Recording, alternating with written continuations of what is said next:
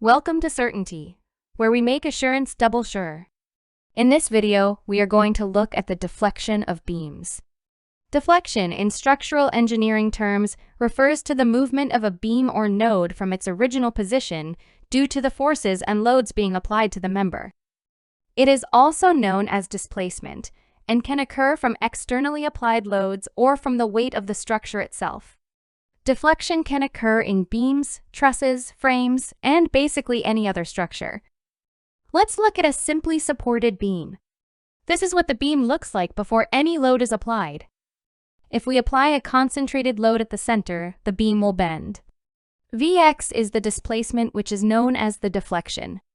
This can happen to various types of beams such as cantilevers, continuous beams, fixed beams, and overhanging beams. This can happen due to various types of loads such as point load, uniformly distributed load, and uniformly varying loads.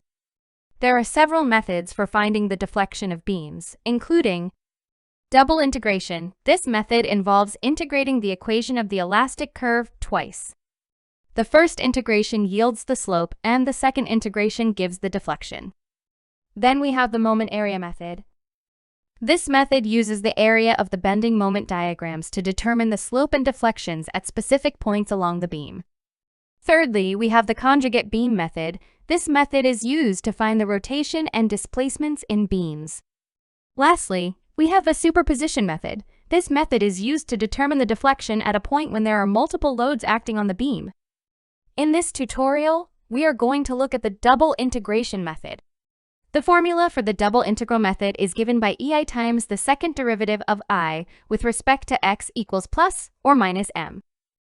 We put plus if the bend is convex. E is the Young modulus, which is a property of the material that tells us how easily it can stretch and deform, and is defined as the ratio of tensile stress to tensile strain.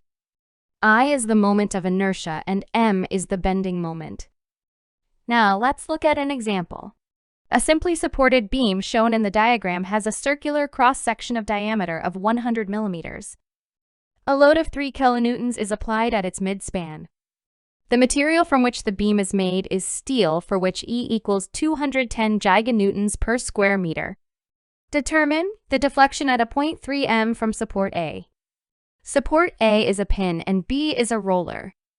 The length is 4.2 meters and the force is acting at the center.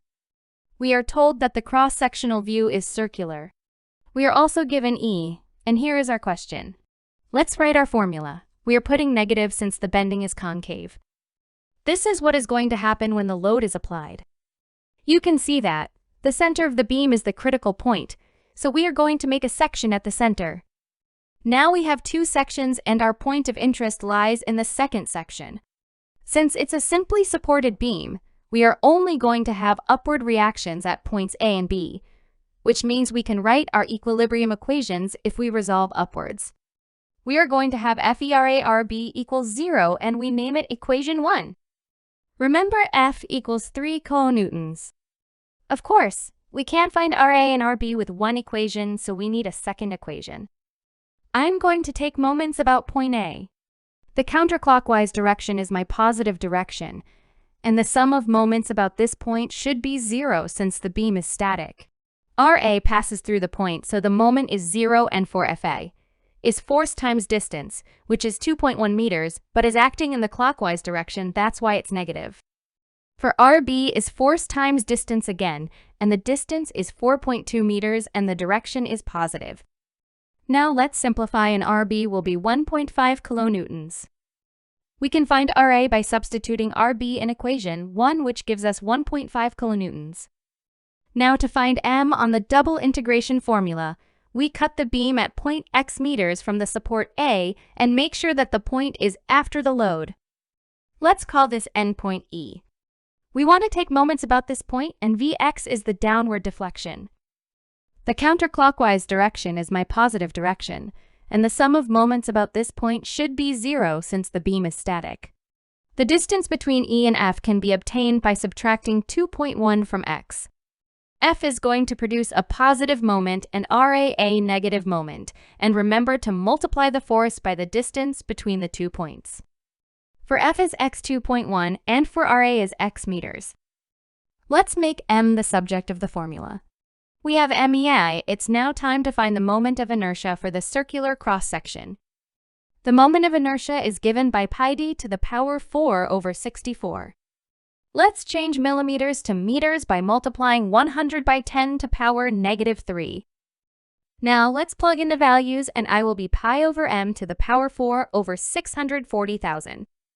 If you haven't subscribed to our channel, please click the subscribe button and turn on the notification bell so that you won't miss any upcoming videos. Now let's substitute m into our formula. To remove dy dx, we integrate both sides twice with respect to x. If we integrate the second derivative, we get the first derivative, and on the right-hand side, if integrate x, we get x squared over 2, and for x minus 2.1. We are going to use chain rule because if we don't use the chain rule, our answer will be incorrect. That's the limitation of the double integration method. Since we are integrating, we're going to have a constant of integration. Let's call it C1. Now we are going to integrate again. On the left-hand side, we are going to be left with Vx. You can call it y. Remember, EI is a constant, that's why we have been ignoring it all along. On the right-hand side, never expand the brackets. So we are going to add 1 to the powers and divide by new powers. Since C1 is a constant, if we integrate, we x cone. But we have to add a constant of integration. This time, let's call it C2. You can choose any letter. It is a matter of self-preference. Now we have two constants with unknown values. We use boundary conditions to find the values of constants. If we draw the deflection curve, you can that at the center point, the gradient will be 0, which is the angle rotation. The center is half the length of the beam, so we can write our boundary condition. If we go to point B, since we have a roller, there will be no deflection because the beam can easily tilt. So let's write the second boundary condition. Now let's sub equation 1 into equation 3. Remember, x is our point of interest, which is 3 meters. L is the length of the beam, which is 4.2 meters, and dy dx is 0. To find the cone, we just need to make C1 the subject of the formula and simplify. C1 is equals 3.75 kilonewtons per square meter. Now let's sub the second boundary condition into equation 4, and Vx equals 0. C1 is 3.75 kilonewtons. If we simplify, we get C2 as 0. Now we can write the deflection curve equation. Remember, EI is a constant, which means we can divide both sides by EI to make Vx subject of the formula. We have a IIx. But as you can see, E is in giganewtons. Let's change giganewtons to newtons by multiplying by 10 to the power 9. We are also going to change kilonewtons to newtons by multiplying by 1000. Now let's simplify, and if we do that, we get Vx as 0.34 meters.